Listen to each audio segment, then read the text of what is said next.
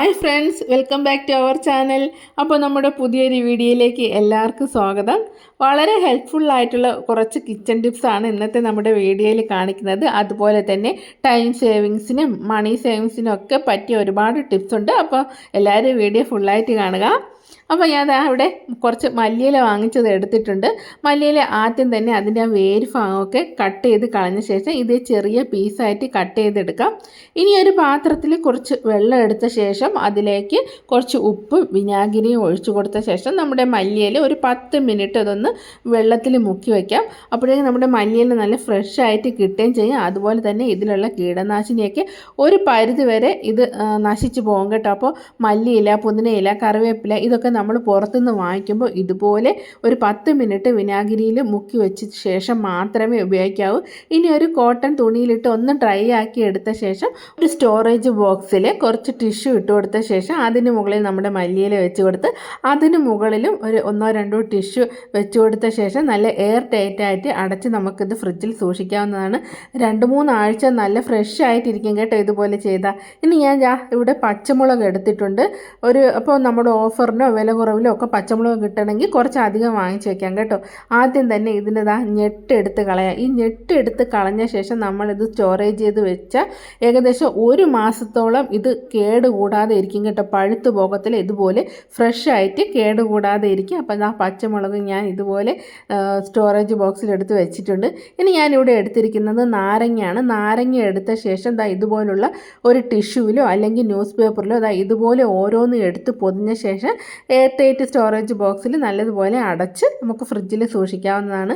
ഇനി ഞാനിവിടെ എടുത്തിരിക്കുന്നത് കട്ട് പീസ് വെജിറ്റബിൾസ് ആണ് കേട്ടോ. അപ്പോൾ നമ്മൾ ഇതുപോലെ ഒരുപാട് കട്ട് പീസ് വെജിറ്റബിൾസ് ഒക്കെ വാങ്ങിക്കുക. അതും ഇതുപോലെ ഒരു പ്ലാസ്റ്റിക് റാപ്പ് ചെയ്ത് അല്ലെങ്കിൽ ഇതുപോലെ ന്യൂസ് പേപ്പറിൽ ഒന്ന് പൊതിഞ്ഞ് ഫ്രിഡ്ജിൽ സൂക്ഷിച്ചാൽ ഒരു 2 ആഴ്ചയൊക്കെ നല്ല ഫ്രഷ് ആയിട്ടിരിക്കും. നമുക്കെടുത്ത് ഉപയോഗിക്കാവുന്നതാണ്. ഇനി ഞാൻ ഇവിടെ എടുത്തിരിക്കുന്നത് ക്യാരറ്റാണ്. ക്യാരറ്റ് ഇതുപോലെ ഒരു സ്റ്റോറേജ് ബോക്സിൽ ടിഷ്യൂ ഇട്ട് കൊടുത്ത ശേഷം അതിൽ ക്യാരറ്റ് വെച്ച് കൊടുത്ത് അതിന് മുകളിൽ ടിഷ്യൂ ഇട്ട് കൊടുത്ത് നല്ല എയർ ടൈറ്റായിട്ട് അടച്ച് നമുക്ക് ഫ്രിഡ്ജിൽ സൂക്ഷിക്കാവുന്നതാണ്. ഇതുപോലുള്ള സ്റ്റോറേജ് ബോക്സ് വാങ്ങിച്ചു വെച്ചാൽ നമുക്ക് ഒരുപാട് ഹെൽപ്ഫുള്ളാണ് കേട്ടോ ഫ്രിഡ്ജിൽ സൂക്ഷിക്കാനായിട്ട്. നമ്മുടെ വെജിറ്റബിൾസൊക്കെ നല്ല ഫ്രഷ് ആയിട്ടിരിക്കും. അപ്പോൾ ഞാനിത് മീഷോ നിന്നാണ് വാങ്ങിച്ചിട്ടുള്ളത്. ഇനി ഞാൻ ഇവിടെ എടുത്തിരിക്കുന്നത് ബീൻസാണ്. അപ്പോൾ ബീൻസിൻ്റെ 2 വശവും കട്ട് ചെയ്ത ശേഷം നമ്മുടെ ബീൻസിൽ 2 സൈഡിലായിട്ട് 4 പോലുള്ള ഒരു ഐറ്റം ഉണ്ട്. ആ 4 കട്ട് ചെയ്ത് കളഞ്ഞ ശേഷം നമുക്കിത് സ്റ്റോറേജ് ബോക്സിൽ ഇട്ട് സൂക്ഷിക്കാവുന്നതാണ്. അപ്പോൾ ഇങ്ങനെ വെച്ചാൽ നമുക്ക് പെട്ടെന്ന് എടുത്ത് യൂസ് ചെയ്യാൻ പറ്റും. അതുപോലെ തന്നെ കറിവേപ്പില ഞാനിത് വീട്ടിൽ നിന്ന് എടുത്ത കറിവേപ്പിലാണ് കേട്ടോ. അതുകൊണ്ട് ഞാനിത് കഴുകി എടുത്തിട്ടില്ല. ഇതും ടിഷ്യൂവിൽ നല്ലോണം പൊതിഞ്ഞെടുത്ത ശേഷം ഒരു ബോക്സിലിട്ട് നമുക്ക് ഫ്രിഡ്ജിൽ സൂക്ഷിക്കാവുന്നതാണ്. ഇനി ഞാനിവിടെ എടുത്തിരിക്കുന്നത് തക്കാളിയാണ്. തക്കാളി ഇതുപോലൊരു ബോക്സ് എടുത്ത ശേഷം അതിന് മുകളിൽ ഒരു ടിഷ്യൂ വെച്ച് കൊടുത്ത ശേഷം അതിന് മുകളിൽ നമ്മുടെ തക്കാളിക്ക് വെച്ച് കൊടുക്കാം.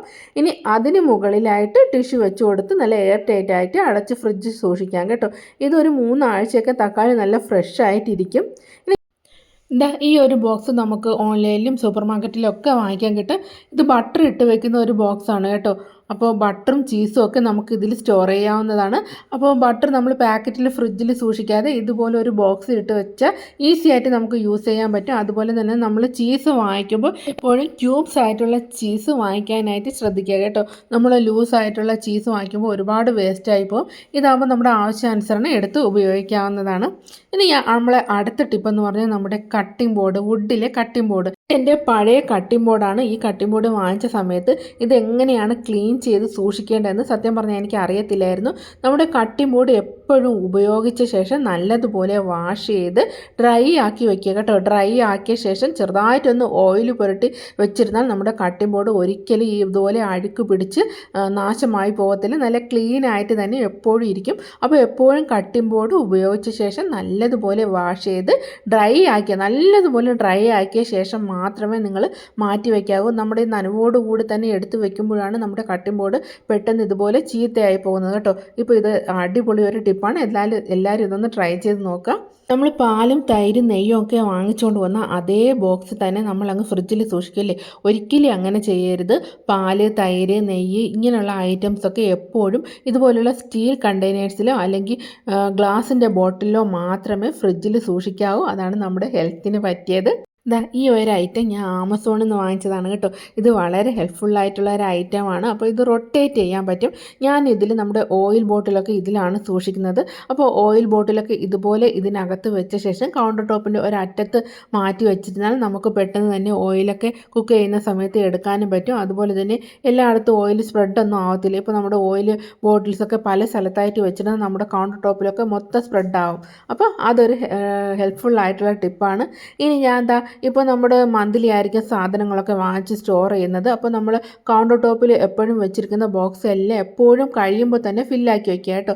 രാത്രി തന്നെ നോക്കി നമ്മൾ അതെല്ലാം ഫില്ലാക്കി വെച്ചിരുന്നാൽ രാവിലെ നമുക്ക് പെട്ടെന്ന് തന്നെ എടുത്ത് ഉപയോഗിക്കാവുന്നതാണ്.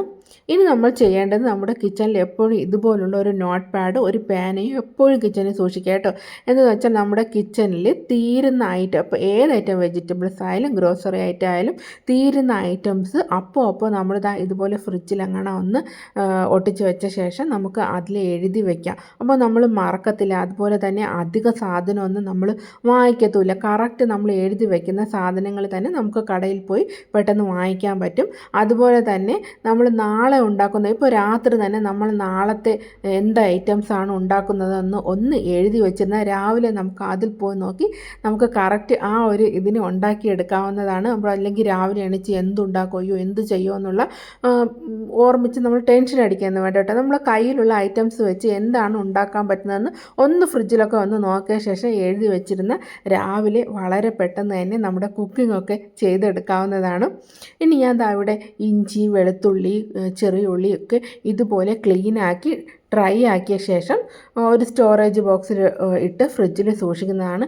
ഇത് ഒരുപാട് ഹെൽപ്ഫുള്ളാണ് കേട്ടോ. കാരണം നമ്മൾ രാവിലെയൊക്കെ പെട്ടെന്ന് കുക്ക് ചെയ്യുമ്പോൾ ഒരുപാട് ടൈം പോകുന്ന കാര്യമാണ് നമ്മുടെ ഇഞ്ചി ക്ലീൻ ചെയ്യുന്നത്, വെളുത്തുള്ളി, ചെറിയ ഉള്ളി ഇങ്ങനെയുള്ള ഐറ്റംസൊക്കെ ക്ലീൻ ചെയ്യുന്നത്. അപ്പോൾ ഇഞ്ചിയും വെളുത്തുള്ളിയും ചെറിയ ഉള്ളി ഞാൻ നല്ലതുപോലെ ക്ലീൻ ചെയ്ത് ഡ്രൈ ആക്കിയ ശേഷം ഇതുപോലെ സ്റ്റോറേജ് ബോക്സിലിട്ട് സൂക്ഷിക്കുന്നുണ്ട്.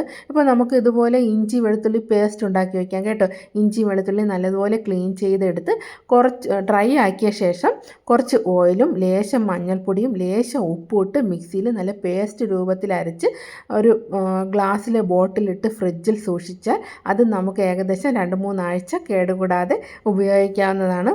ഇനി നമ്മൾ ഇതുപോലെ നമ്മൾ സോപ്പ് ഐറ്റംസ്, അതുപോലെ പേസ്റ്റ്, ക്ലീനിങ് ഐറ്റംസ് ഇങ്ങനെയുള്ള എല്ലാം ഒരു സ്ഥലത്ത് സൂക്ഷിക്കാൻ നോക്കുക കേട്ടോ. ഞാൻ ഇതുപോലെ ഒരു കബോർഡിനകത്ത് ഒരു സ്ഥലത്താണ് ഇത് സൂക്ഷിക്കുന്നത്. അപ്പോൾ നമുക്ക് തീരുന്ന എന്താണെന്ന് നമുക്ക് അറിയാനും പറ്റും. നമുക്ക് എഴുതി വെച്ചിരുന്ന കറക്റ്റ് അറിയാനും പറ്റും. പെട്ടെന്ന് തന്നെ ചെന്ന് എടുക്കാനും പറ്റും. എല്ലാ ടിപ്സുകളും എല്ലാവർക്കും ഉപകാരപ്രദമായെന്ന് വിശ്വസിക്കുന്നു. അപ്പോൾ ആദ്യമായിട്ടാണ് നമ്മുടെ ചാനൽ കാണുന്നതെങ്കിൽ ഒന്ന് സബ്സ്ക്രൈബ് ചെയ്തേക്കണേ. അതുപോലെ തന്നെ നിങ്ങളുടെ വിലയേറിയ അഭിപ്രായങ്ങൾ കമൻസായിട്ട് അറിയിക്കുക. ഇതുപോലുള്ള ടിപ്സുകളോ അല്ലെങ്കിൽ എന്ത് വിശേഷം ഉണ്ടെങ്കിലും കമൻസായിട്ട് അറിയിക്കുക. അപ്പോൾ വീഡിയോ ലൈക്ക് ചെയ്യുക. നമ്മുടെ സുഹൃത്തുക്കൾക്ക് ഒന്ന് ഷെയർ കൂടി ചെയ്തേക്കണം. അപ്പോൾ അടുത്ത വീഡിയോയിൽ കാണാം. ടാറ്റാ.